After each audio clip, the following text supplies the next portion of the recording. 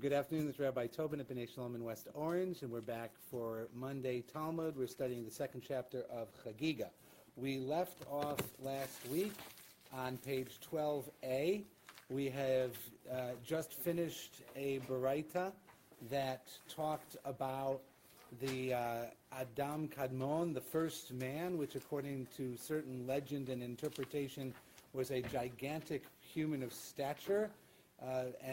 The Torah is being interpreted by the rabbis of the Talmud in this place as saying, he creates the heaven and the earth, or he stretches things out from one end of the earth to the other, and they interpreted that as being the size and shape of Adam, and that when Adam was sent out of the garden, he was smooshed down to human size, and that's why people are the way they are now. Obviously, we're in legendary mode as far as interpretation. As far as having, the Paul Bunyan of human beings and so on and so forth. There's a lot of interesting stuff here. It's going to become even more interesting in that mode as we continue to study on the next couple of pages lots of different legendary interpretations of Torah. The creation story itself is already quite a what's the word? It's a very nuanced telling of the creation of the universe, but it's done in very terse style. So the words are subject to interpretation. It uses words as if we know what they are, right? So, the Spirit of God hovered over the face of the abyss. What is spirit? We're not even going to ask what is God. What does it mean for that to hover? What's the abyss, and how can it have a face?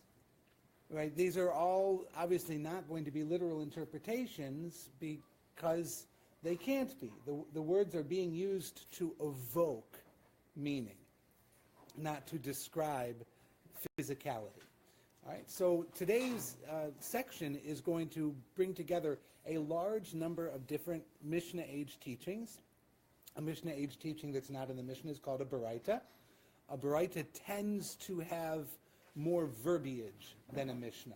And we'll see that. There are lots of Braitot that are in fact more like a Midrash than they are like a Mishnah, in that they will describe things. They'll also massage Torah verses a little bit more and push the meaning of Torah verses. A Baraita might have an argument about what a Torah verse means, and we're going to see all of that in play today. So by the time we finish the next page or two of Talmud, you'll have gotten a really good grounding in some of the different ways that Torah gets handled by the rabbis when they're in interpretive mode, and also how the rabbinic literature is structured. We're going to see some basic structures, some common words about how people indicate that this is going to be an argument or this is a resolution, and so forth. So we are in the Hebrew on Yud Bet Amud Aleph. We are in the top half of the narrow lines of the Hebrew. We're going to pick up Amar Rav Yehuda Amar Rav. And for those of you in the room, you have the Sonsino translation. You should turn to where it says 12a. And on the left, it says Rab Judah, further said to Rab. That's my Rochester accent right there. Rab is Rav, Rabbi, and Judah is Yehuda.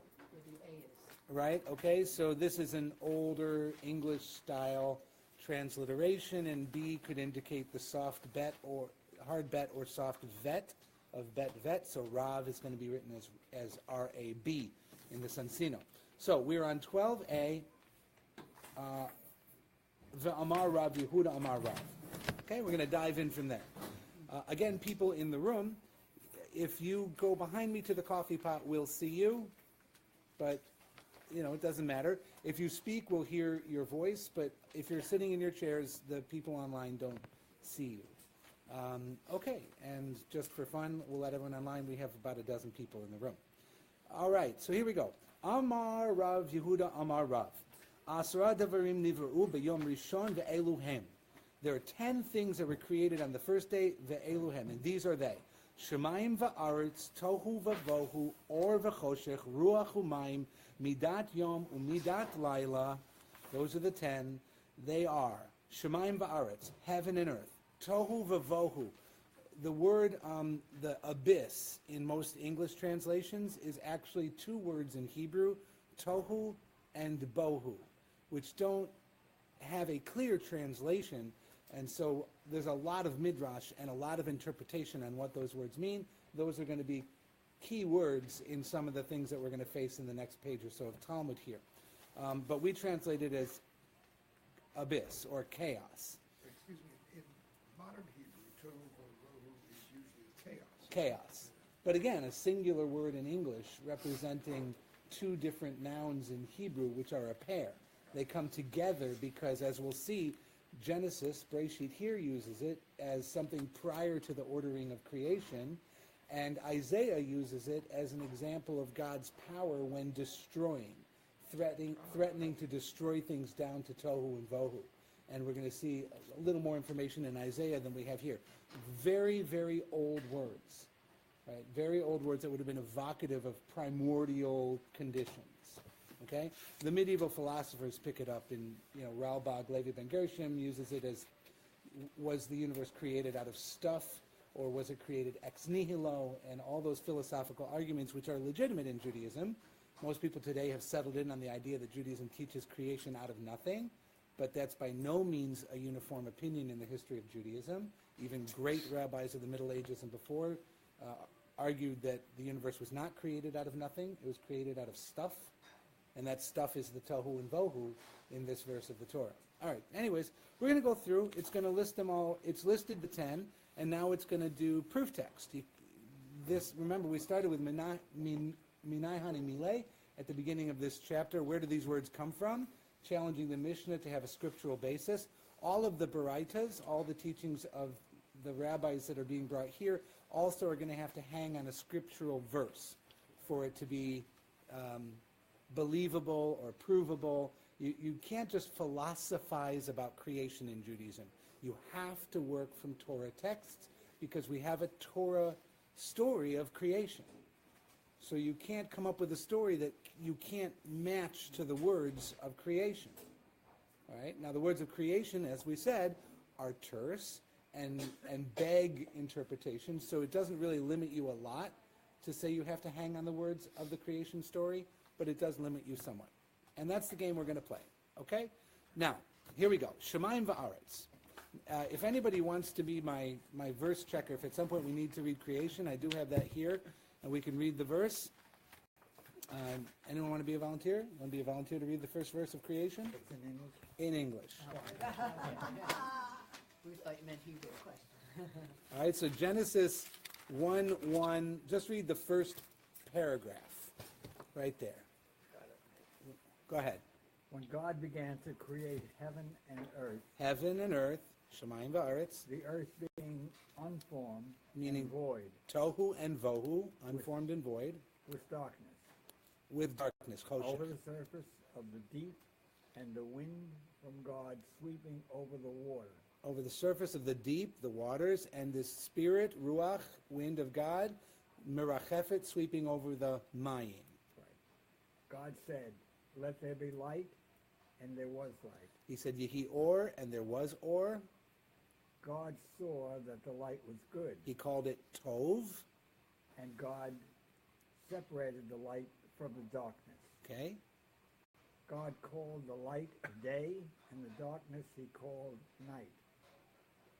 And there was evening, and there was morning, a first day. Okay, so there's a lot of stuff in those 3 or 4 verses, right? But the only thing that it says he created is the light.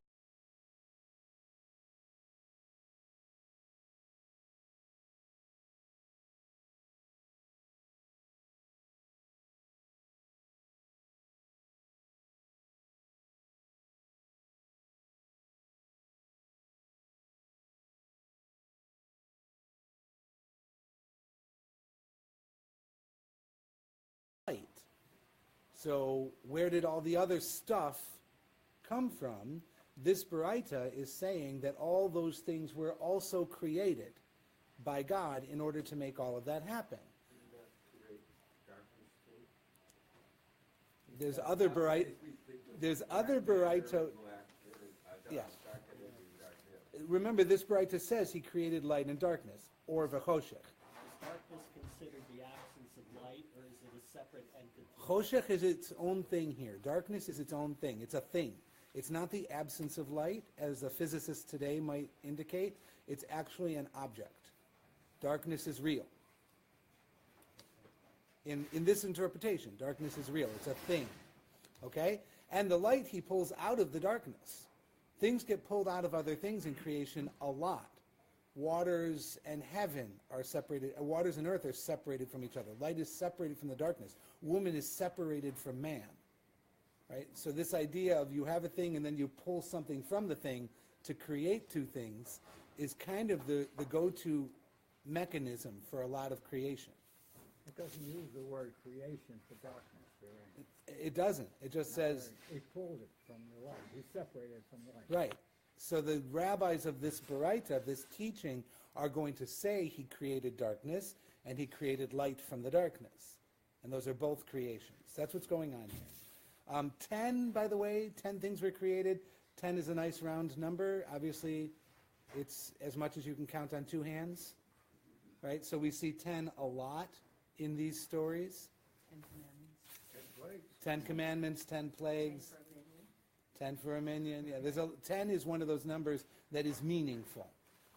Okay, so we had Shemaim va'aretz. So the proof goes like this. Shemaim va'aretz, dichtiv, as it is written, and then it quotes what we just heard. Breishit bara Elohim et ha-shemaim v'et ha'aretz. God created heaven and earth. That's not such a hard verse to interpret. Okay? Tohu vavohu, which are the unformed and void, or chaos and chaos. As it is written, dichtiv v'ha'aretz hayta tohu vavohu. And the earth was tohu vavohu. And now he's going to say, or v'choshech, light and dark.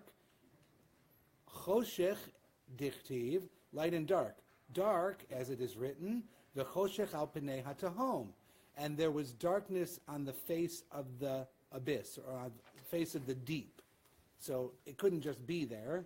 That means God created it there. Or light, dichtiv, as it is written, vayomer Elohim yehi or. And God said, let there be light. Which is the only claim here that he's actually speaking creating. Ruach umayim, spirit and water, dichtiv, as it is written, v'ruach Elohim merachefet al pnei ha-mayim. And the breath, spirit, or wind of God, depending on your translation, hovered or moved back and forth upon the surface of the waters. Very difficult verse to know what that means, but it's used here to say that Ruach and Mayim are both also being created. The Ruach is the thing that's hovering over the waters, those are the Mayim. Midat Yom umidat Laila, the length of the day and the length of the night. Dichtiv, as it is written, Vahi Erev, Vahi Voker, Yom Echad, and there was evening, there was morning, one day. Okay? So this Baraita has taken the first paragraph, the first day of creation, and broken it down into every unique noun that's in that story, and has found 10 of them, and said God created each of those 10 things. How do you feel about that as a proof text? Go ahead. I was going to ask a question. Finish. Go ahead, Hilda. It says and it was about it being, it says one day, and we usually get the translation first day. One day is the best translation. Yom Echad, a day. Not just Yom, a day, but Yom Echad, a single day. One day. That's the best translation. We only say the first day because we know other days are coming. I was going to say, you don't know it's the first until something comes after it. Yeah, if you think that there's no difference between those two, refer to the first woman or man you married that you're still married to and call them your first spouse and see how they react. You're like your first wife. There is a difference. Right? True. The word is one day. That's the proper translation. Okay? Everyone have any trouble with that Baraita? That Baraita seems pretty straightforward. Has it claimed anything unusual? But is it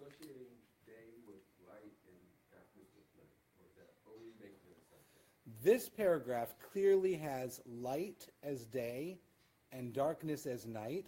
It separates the light from the darkness. It calls the light day, and it calls the night darkness. And then it says, and there was evening and morning, a day, a singular day.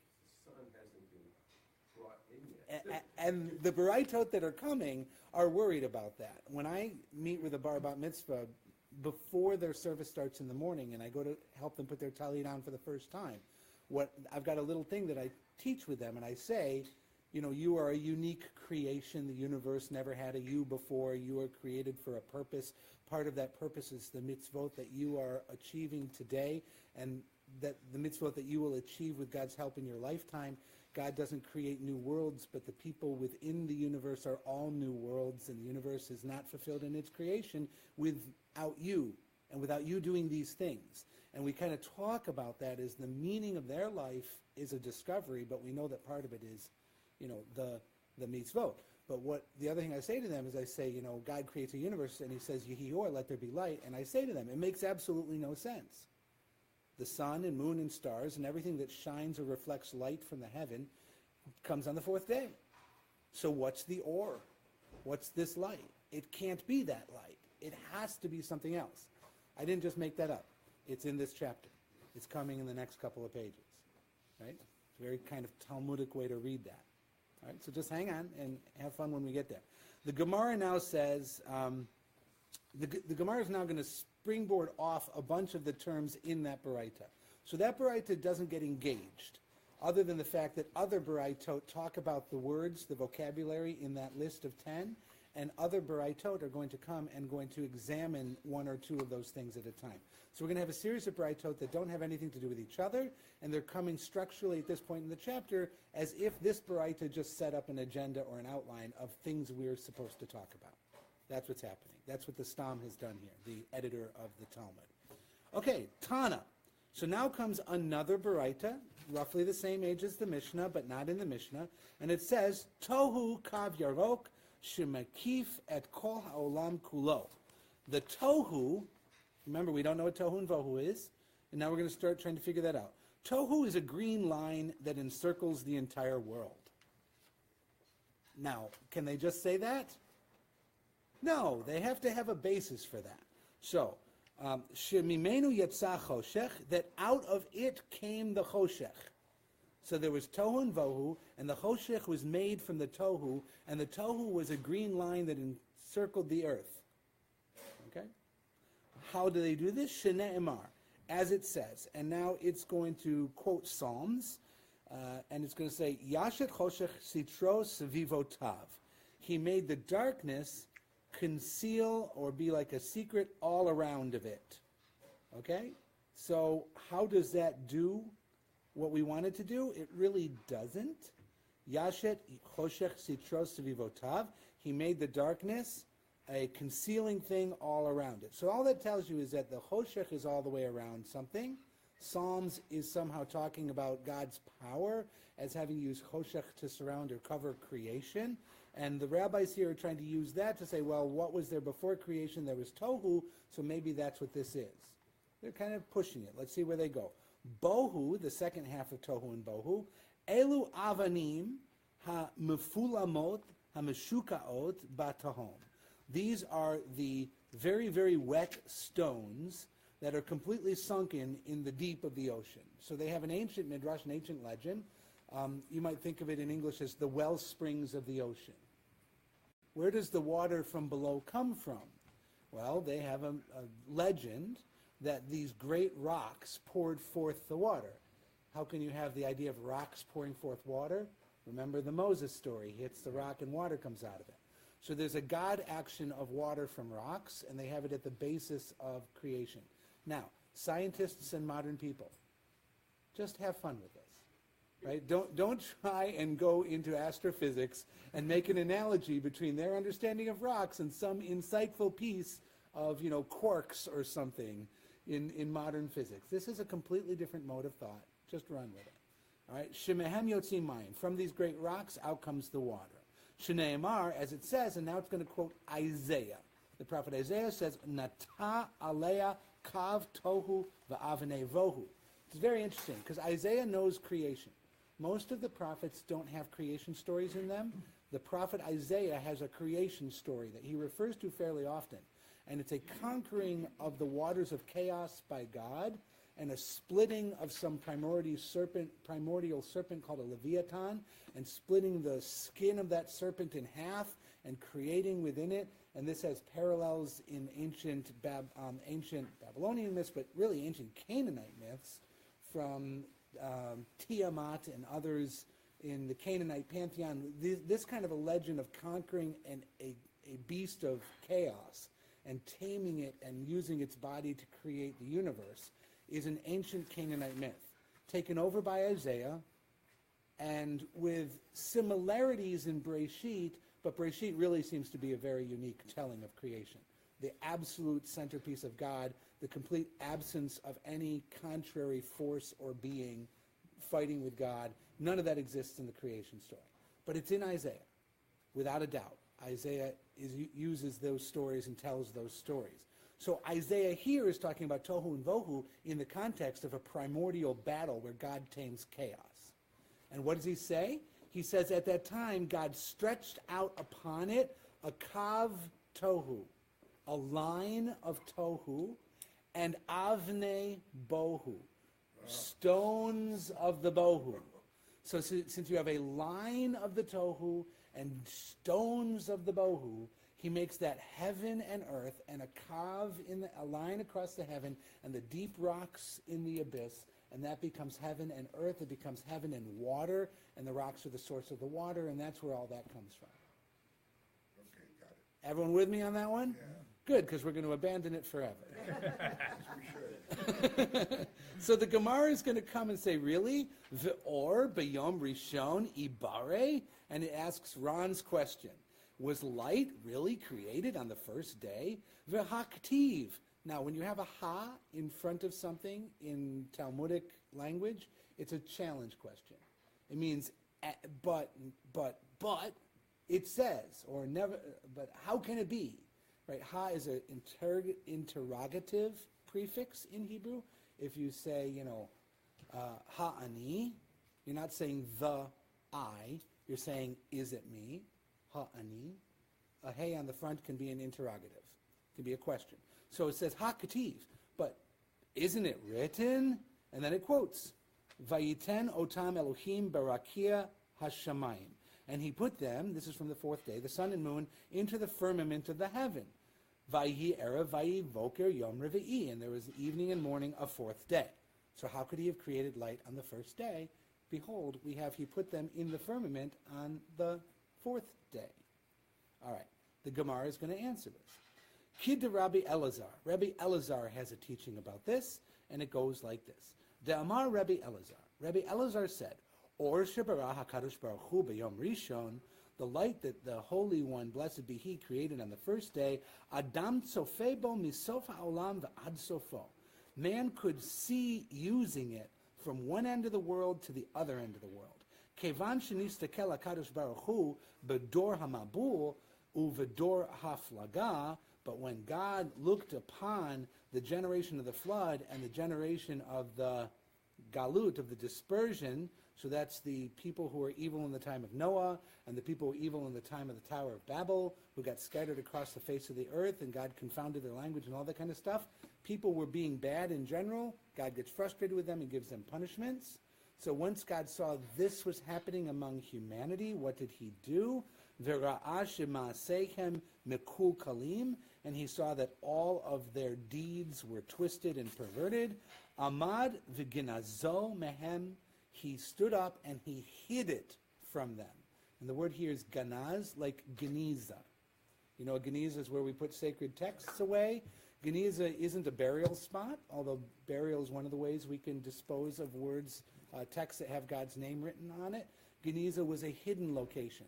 So the Cairo Geniza, for example, that Solomon Schechter discovered and has given us so much knowledge about the Middle Ages and earlier, was actually a hidden room up in the upper parts of an ancient synagogue that they had plastered over and had a little hole, a window up in the top. You couldn't even get into the room. They could take a ladder up to the window and dump the stuff in, and it fell down into the room below. You couldn't even get into the room. It was a hidden room. Perfect use of the word geniza, ganuz, something that is hidden. Okay? Amad v'genazo mehem shene'emar. So once he saw that people were evil and all of their deeds were twisted and perverted, he hid this primordial light, the light that you could use to see from one end of the earth to the other, shene'emar, as it is written, va'yimena me'reshaim oram. And God withheld the light from the wicked, which is a verse from Job. Okay? Notice what the rabbis are doing. I could take a single verse out of context from Psalms, a single verse out of context from Isaiah, a single verse out of context from Job. I can weave them all together to support a point that I'm making in a Baraita. All three of these are completely out of context, I assure you. We could spend a little time going and learning the context, and you'll see none of them are talking about what we're talking about right now. But the verses exist, and therefore they're available to be used. Yes? This part to me sounds like maybe there was an eclipse and didn't know else how to explain it. I would encourage you not to come up with rational modern scientific understandings that make the people in the story dumber than we are, right? So the suggestion was, it sounds like there was an eclipse and they didn't know what to do with it, so they came up with these explanations, that the light was hidden in a solar eclipse. I don't think that that's fair to them, right? I think that you have to let them speak on their own terms, and without that deconstruction, what does it mean? So they're saying that the primordial light, the first light, the light from the first day, Rabbi Elazar says, with this light, you could see what's happening in Beijing from West Orange. You can see everywhere in the world with this light. That's a Sarah Palin theory. Yeah, Sarah Palin from Alaska. I can see Russia from here. That's our theory. Took me a second there. You can see everywhere. Everywhere. What does that mean? That means everybody sees everything, and everybody knows everything. You see with the light of God. Nothing is hidden from you. But when people became bad, obviously it's really bad, because then you can see the manager of the bank poke in the security code to the vault. And you can use that for evil. Right? Human beings aren't trusted to see everything that's going on. We'd be horrible if we knew everything at all times. We would use that for corruption, and they did. So this legend is saying part of the corruption of humanity in the time of Noah and the time of the Tower in Babel was because they had this ore of the first day that was still available to them. And God, when he hid that light from them. Now, to do the physics of this, in the ancient world, they didn't have a concept that light moved in waves from an object, bouncing off an object, and being received in your eye, translated as chemical stimuli to your brain to interpret. There's a couple different theories. One is light is its own thing that connects two things. The other is light actually is something within your own eye. And the concept of the mind's eye and so forth is that you actually, the light comes from you, and you having light is what lets you see. Right? Because they didn't have the concept of light moving in waves like the physicist does. It's a strange concept, but it works based on human experience. Right? It's like you look up and the stars don't move, but the planets do. So the stars are fixed and the planets move. That's what it looks like. It's a reasonable explanation, even though that's not what it is. So the idea that, how do I know this? Because when I put the shutters down over my eyeballs, stopping the light from leaving my eyes, now I can't see. Like when you cover a lantern. Light goes out from things, which allows you to see. Right? That's how they thought the eyeball worked. Okay, so what are they doing here? They said this first light, which allowed you to see everywhere, God has now hidden it from them. And there's a verse that they take from Job. Vayimana me'reshaim oram. God withholds light from the wicked. Lemi gnazo. And for whom did he hide it? So now's the question. If he hid the light, why didn't he just get rid of the light? if you can't be trusted with the seductive object, you take away the seductive object. But he didn't just take it away. He hid it. He put it in a safe deposit box for safekeeping. So whom did he save it for? Latzadikim la'atid lavo, for the righteous ones who will come in the future. As it is written, Vayar Elohim et ha'or ki tov, because as it is written, and God saw the light that it was tov, it was good. Ve'ein tov elet tzadik, and there's nothing that can be called tov more than a tzaddik, a righteous person. So when it says, and God saw the light and it was good, they're interpreting that as he saw the light, which he has now hidden. It is for the good person, who is obviously a tzaddik, a Torah scholar. So they're interpreting this to say there was an original light which allowed people to see everything. That light has been stored now for the righteous in the future, because they will deserve and have the ability to see what other people cannot see. It's a Yiddish thing that when you're born, all this knowledge, and then you get touched, and it goes away. Right. In God's world, where the soul comes from, there is permanent and perfect knowledge of everything. And when we are born, according to this legend, the infant is touched. That's why we have the clef here in the lip, and we forget everything. And then we go through the process of living to try and rediscover knowledge that we already had but lost, and we do it as perfectly as we can. And then the other side of that is the perfect knowledge that we attain becomes the soul's ability to survive death and return to the place of truth where all things become known to you again. That's a particular theology of the soul knowledge in the world to come.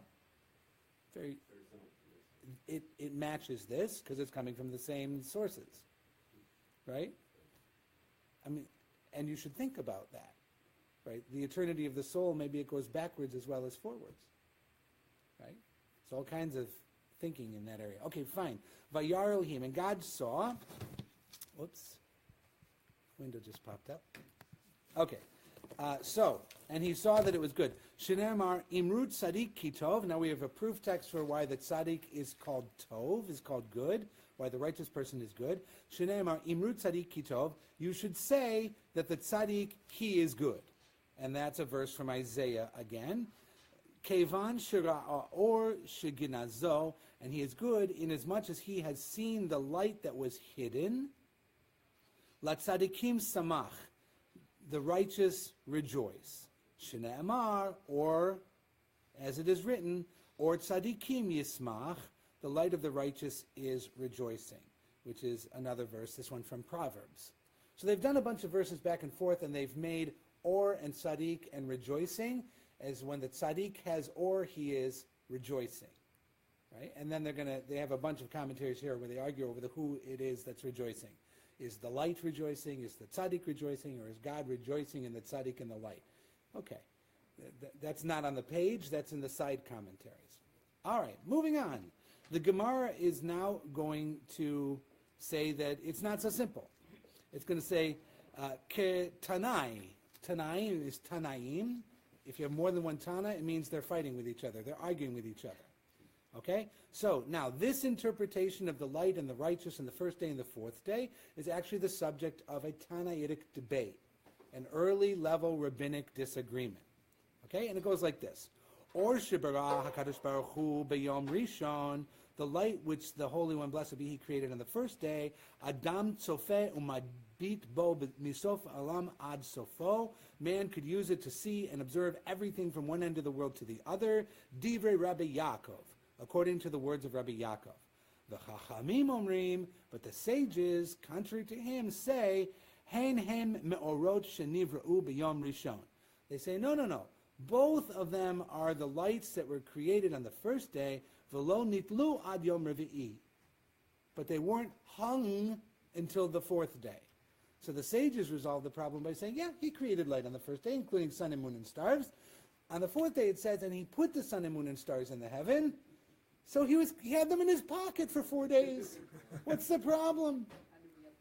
Not every time that I buy something that's meant to go on the wall of my home does it get up on the wall the second I get home. Sometimes I put it up 4 days late. Right? So how did we get light was your challenge question. So what's the light? But it doesn't say anybody's seeing anything on day 1, 2, or 3. Right? So there is light. It just might not be Visible. practically usable. There's nobody to see it. You know, you buy a present, you wrap a present. The person doesn't have it until they unwrap the present. Maybe. You're not satisfied? It's worth challenging, right? None of these are home runs because we're talking about unknowable things, which is why I think that the Mishnah, you know, for Ein Dorshin, the Mishnah was, we don't talk about things from before creation or above and below and before and after and that stuff because they're impossible, right? So we're not really supposed to know that stuff. There's an unknowable something. But, you know, remember we were given permission in the first teaching to go back to the moment when creation started. So that's what we're doing. We're trying to dig those things out. Okay. So what else? Amar Rav Zutra Bar Tuvia Amar Rav. Rav Zutra Bar Tuvia said in the name of Rav, Ba'asra Devarim Nivru Halam. The world was created with 10 things. That's different. Remember the last Baraita said 10 things were created on the first day. Now he's going to say the tools God used to create the world were the following. And I'm going to just warn you that you're going to immediately see parallels to Kabbalah if you've ever taken a class in Jewish mysticism. Many of these names, not all of these names, are also the names of the Sefirot, the 10 Sefirot.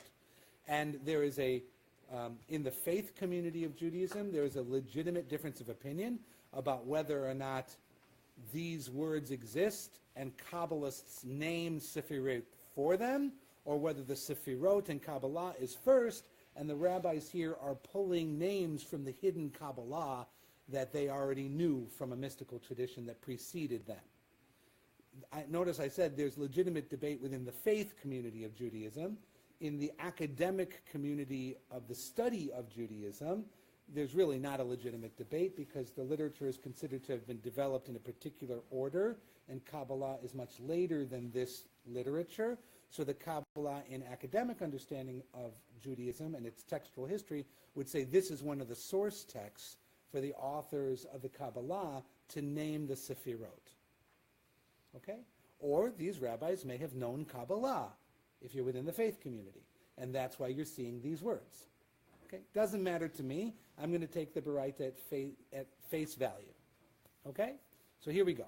Rav Zutra Bar Tuvia said in the name of Rav, the world was created with 10 things. The Chochma, Utvuna, Uveda'at, which is wisdom, insight, and understanding. Uvechoach, Uvege'ara, Uvegevura, with strength, rebuke, and might. Betzedek Uvemishpat, with righteousness and justice. Bechesed Uverachamim, kindness and compassion. I know my translation's a little different from yours. Read me your translation for those 10, please. By wisdom and by understanding and by reason and by strength and by rebuke and by might, by righteousness and by judgment, by loving kindness and by compassion. Okay, so they're pretty good. They're pretty close. The one that should jump off the page at you here is rebuke. Yeah. Rebuke doesn't seem to have an immediate corollary in the creation story, right? And if you are a student of Kabbalah, rebuke is not one of the Sefirot. Okay, so what's rebuke? That seems like a pretty stark word to have in the list. Remember, these are the tools that God used to create the universe. All right? Now, the Gemara is going to go on and find verses, because remember, you can't just make stuff up. If you're going to make stuff up, you have to use verses to do it. So they're going to the verses to say this is why we have a Baraita that says these are the tools God uses. And you can imagine these are going to be terse and they're not going to be home runs. But let's go with it, okay? By a home run, I mean like it says evening, you know, there was evening and there was morning, therefore evening came before morning because it said there was evening and morning. I mean, that's like a home run. You can't get around it. Although Shammai and Hillel are going to on the next page. All right, so the Gemara says, B'chochma uvitvuna, with wisdom and with insight. Dichtiv, as it is written, Hashem b'chochma yasad aretz konen shemayim bitvuna. Pretty good verse, by the way. So this verse, whose source is Proverbs chapter 3, God founded the earth with wisdom and established the heavens with insight. It's a pretty good verse. Says he did this with that, and this with that, and these are the things we said he used. That's a pretty good verse. But da'at, with understanding, dichtiv, as it is written, also in Proverbs, same place, b'da'ato tehomot nivka'u.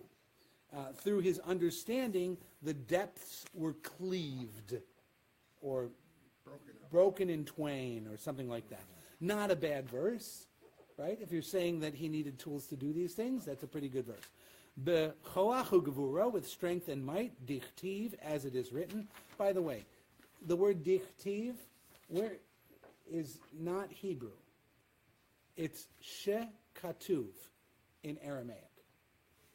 Okay? Ketiv is katuv. Brich is baruch. That's just the grammatical form in Aramaic for that root. So when you have the Kaddish and you say brichu in the Kaddish, it's baruch hu in Hebrew. But Kaddish is written in Aramaic. She's saying brichu, ketiv. De is she. Just a translation from one language to the other. So, dichtiv, shekatuv, as it is written, mechin harim bekocho, nezar begvura. He sets the mountains with koach, his koach, and he girded it with gevura, with his strength. It's a pretty good verse, right? He says he did this with that. All right, and begara, now with rebuke. And this is going to be a topic of several more baraito. Dichtiv, as it is written, amudei shamayim rofafu v'yitmechu migarato. The pillars of heavens shudder and are astounded by his rebuke. Okay? Again, Job. So it's an interesting source text. So when talking about God's power, Job also knows creation stories. Job's creation stories sound a lot like Isaiah's creation stories. He talks about primordial things like he does here. The pillars of the heavens shudder and are astounded by his rebuke. What's that image for God?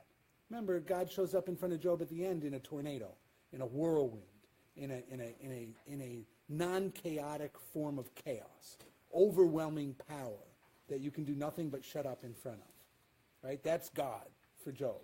So overwhelming, primordial, chaotic, undeniable presence and power. So that's the image here. It is written that the pillars of heaven shudder and are astounded by his rebuke. We don't really know what he means out of context, because what are the pillars of heaven? At this point in the Talmud, we haven't been given any pillars, let alone pillars of heaven. So that's going to need some explaining. Lucy, you got some splaining to do, right? Right? You have some explaining. All right, b'tzedek u'mishpat, with righteousness and justice, dichtiv, as it is written, tzedek u'mishpat mechon kisecha, righteousness and justice are your throne's foundation. We're getting into the throne. That's going to be an image they're going to play with. B'chesed v'rachamim, kindness and compassion, dichtiv, as it is written, zechor rachamecha Adonai v'chasidecha ki me'olam hema, remember your compassion, O God, and your kindness, because they are from forever. So if your kindness and compassion are from forever, they must have been from when you started things that became forever. Is that a home run? No. Does it work good enough for somebody who's already convinced? Sure. Most proof texts in rabbinic mode are what we would call validation bias. You already know what you're proving. You need something that lines up with it, right? You're really not doing, I've got a verse and I'm pushing from the verse without prejudice what that verse means. It's an exercise in validation bias. We already know what it means. Let's find a verse that says it. So it's not going to be terribly strong as far as the logic of it.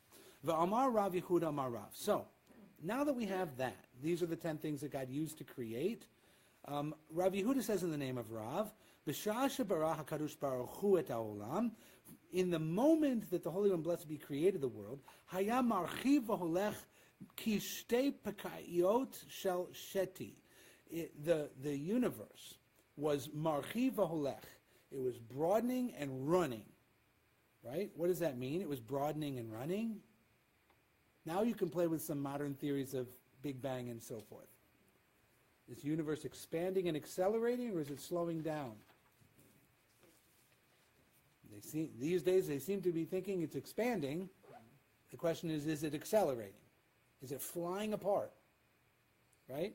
So in this image, you should have that image in your head. According to Rav Yehud, in the name of Rav, when God created the universe, it was expanding continuously. And the image is two unraveling balls of yarn. You ever drop a ball of yarn? Yeah. Right? You ever drop a ball of yarn on a flight of stairs? Good luck stopping it, right? Once something starts unrolling, sometimes the momentum of its unrolling makes it go even faster. Probably the most annoying example is when that happens to a roll of toilet paper. You ever, and it goes running and running and running. It just goes on, you know. You, all right, so that's what the universe was. God created it, and it goes, and you need a counterforce to stop it, right? And there's no counterforce to God. Okay, so it's unrolling like two balls of yarn. Ad shegarabo hakadosh baruch hu he mido, until the Holy One, blessed be He, rebuked it and brought it to a standstill. Shene'emar, as it is said, amudei shemaim refafu yitmehu midgarato, and it repeats the proof text that was just used in the last baraita, that the pillars of the heaven shuddered and are astounded by His rebuke.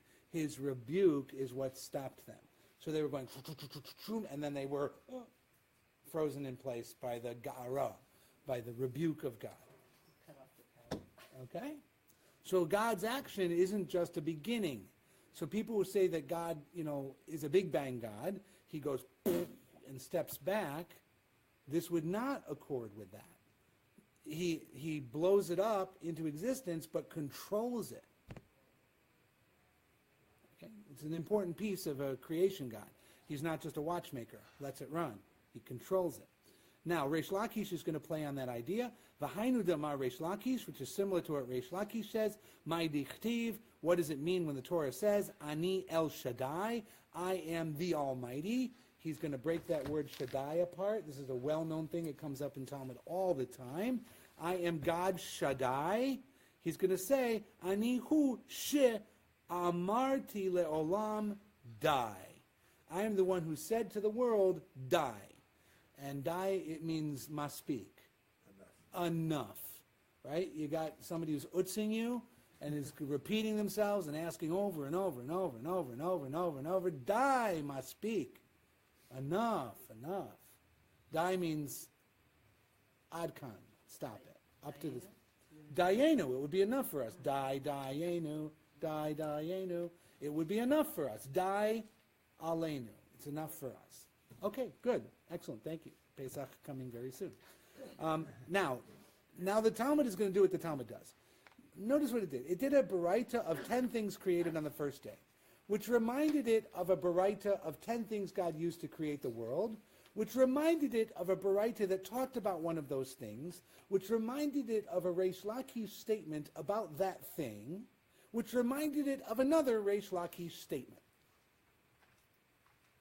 You with me? What's it?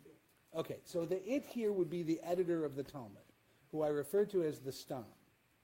The Stam of the Talmud is the anonymous voice of the Talmud, who chose to arrange each of these teachings in this order. All of these teachings existed in different times and place. And they're in the great library of Surah and Pumbedita in Babylonia. They have all of these teachings in the law library. And someone's going to put it all together and take all the things for this chapter and say all the teachings that have happened in the last 300-400 years need to be arranged in one form and sent out for people to study in other academies around the world. Someone has to choose what order that goes in and what's in and what's out. The final voice of that is the Stam, the editor of the Talmud. So the editor of the Talmud has Reish Lakish teachings that apply and are going to go in here together, because if he doesn't get this second Reish Lakish in here, he's not going to have a convenient place to put it, and it's going to be lost. So you wind up with a lot of kind of associative reasoning, right? or train of consciousness editing. Well, this reminded me of that, And when I run out of those associative things, I'm going to say, and by the way, back to the thing that launched me down this little garden path, and it's going to bring another major text to go against the first major text. And we're going to see that here as well. Okay, so you wind up, if it's an outline, it's Roman numeral, it's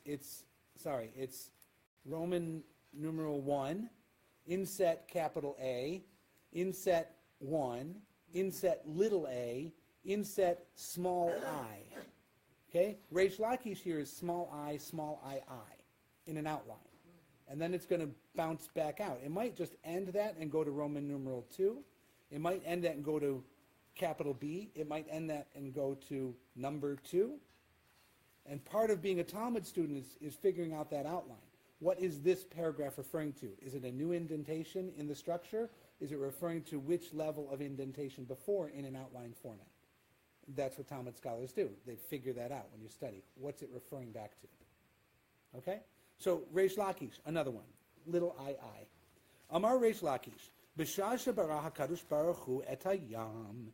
In the moment that the Holy One, blessed be He, created the ocean, hayam marchiv v'holech.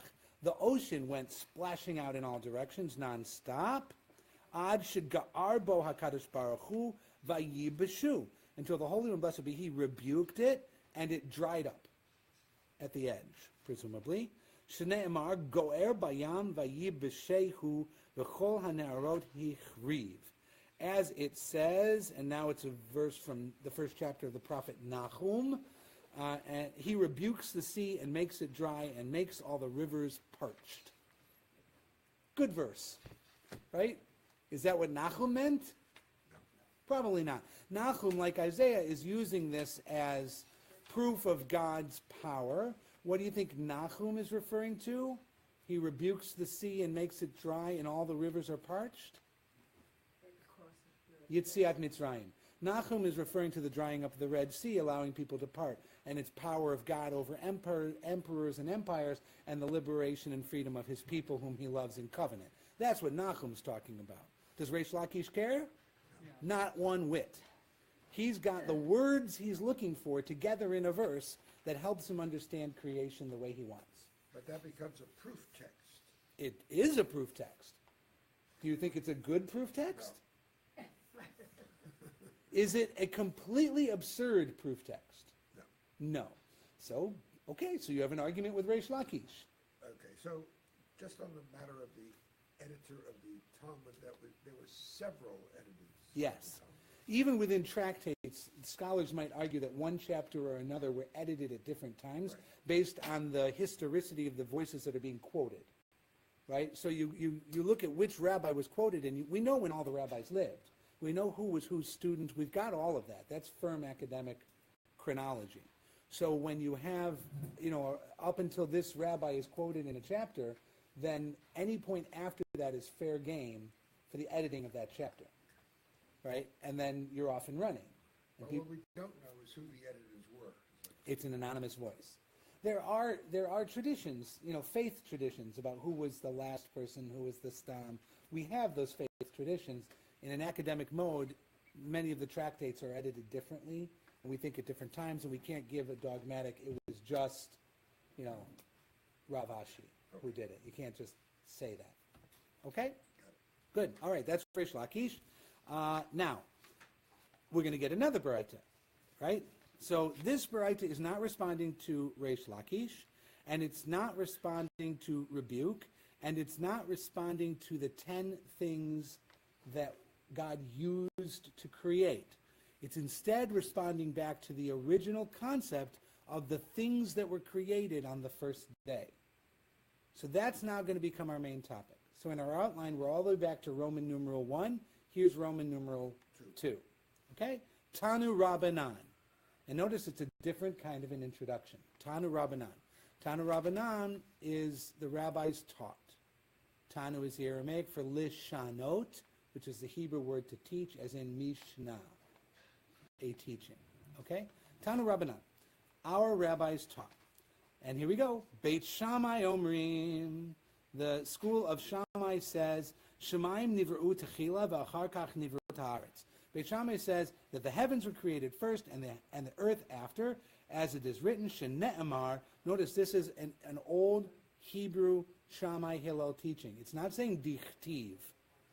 Dichtiv was Aramaic Babylonian Talmudic rabbis talking about earlier sources. Here we're back in Hebrew. It's probably a much earlier argument, and go figure, it's Shammai Hillel.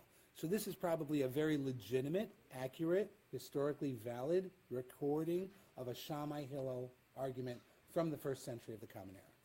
Okay. Shenemar, Breishit bara Elohim et hashamayim ve'et haaretz. And his proof text is, and God created the heaven and the earth. Good proof text? Sure. Home run. Right? All right. Now, Uveit Hillel omrim, but Hillel comes in and goes, really? Aretz nivrei techila v'achar kach shamayim. The earth was created first and the heavens second. He'd better come up with a good verse. Shnei Amar, Bayom Asot Adonai Elohim Aretz v'Shamayim. And he quotes another verse, which is also from Genesis, where it talks about, and on the day that God created earth and heaven. Okay, so it's reversed. So 1 verse, 2 verse. Niner, I got one too.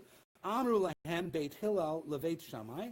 And Hillel said to Shammai, L'divrechem, if you were right, Adam boneh aliyah ve'achar kach boneh bayit. A person builds an attic before he builds his house. Right? Makes no sense. So they're thumbing their nose at Shammai. Shenemar haboneh shamayim me'aliotav ve'agudato al eretz yisada.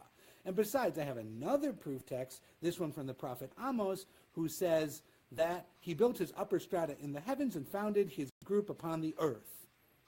Good text? Yep. Good text. Amru lahem Beit Shammai needs to answer, Leveit Hillel, L'divrechem, but according to your words, Adam oseh shir raf v'achar kach oseh kiseh. A person makes a footstool and afterwards his great chair. Which do you get first, your ottoman or your lazy boy? All right, Shnei Amar, and then we've got a verse too, Ko Amar Adonai, Shemaim Kisiv Haaretz Adam Raglav. And it says in the Psalms, and God said, the heavens are my throne, and the earth is my footstool.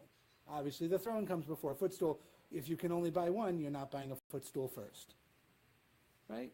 Okay. So, the sages say, so the Chachamim come in and mediate between the 2 points of view. Zevezek kachat nivra'u, both were created instantaneously at the same time. And they also need a verse, because Hillel and Shammai each had their verses. Shne'emar, af yadi yasda aretz v'yimini tipcha shamayim. As it says, also my hand laid the foundations of the earth, and my right hand has measured out the heavens. It was my hand, and it did this, and it did that, all together. Koreani alehem ya'amdu yachdav. I called out to them, and they stood together, which is another verse, this one from Isaiah. And the Gemara is then going to go on and challenge this idea of Yachdav, the Idach Ma Yachdav, and what does it mean for the other guys, Beit Shammai and Hillel, about Yachdav? The Chachamim came in and said, I have a proof text that says it's Yachdav. The Stam comes in and challenges that after the Braita and says, Hillel and Shammai aren't stupid, they knew that verse too. How are they interpreting Yachdav if it doesn't mean created at the same time for either of them? Gemara says, Delo Mishtalfei Mehadade. It means for each of them that they don't slip away from each other. Yachdav means he connected the two. He did one, then the other, and he clicked them together like interlocking pieces that will never come apart, and that's what Yachdav means for each of them. Kashu Karaya Hadade, and then according to this, it's saying, do the verses of Shammai and Hillel contradict each other? One says heaven and earth, one says earth and heaven, one says you build the house and then the attic, one says you do the throne before the footstool. Reish Lakish Amar, and guess who's going to solve it? Misha Nivra'u bara shamayim achar kach bara haaretz. He says when they were created, God created the heaven and afterwards the earth. Uchisha nata nata haaretz v'achar kach nata shamayim. Same resolution they had for the lights in the heaven. When he created them, he created heaven and earth first, but when he stretched them out and connected them, he started with the earth and then the heaven, and so each of them are talking about two different actions, creating and stretching out. Mai Shemayim, and what is the heaven? Rabbi Yosef Bar Chamina said, Shesham Mayim. It means Shamayim is there is water, Shemayim, and going to finish really quickly. B'matnita Tana, and in the Braita it is taught, Eishmayim, Shemayim is Eishmayim, fire and water. Milamed shehevian HaKadosh Baruch Hu utarfan zebazeh ve'asa mehem rakia, that when God created, he took fire and water and he spun them both together, opposites, that only God can make exist together without extinction.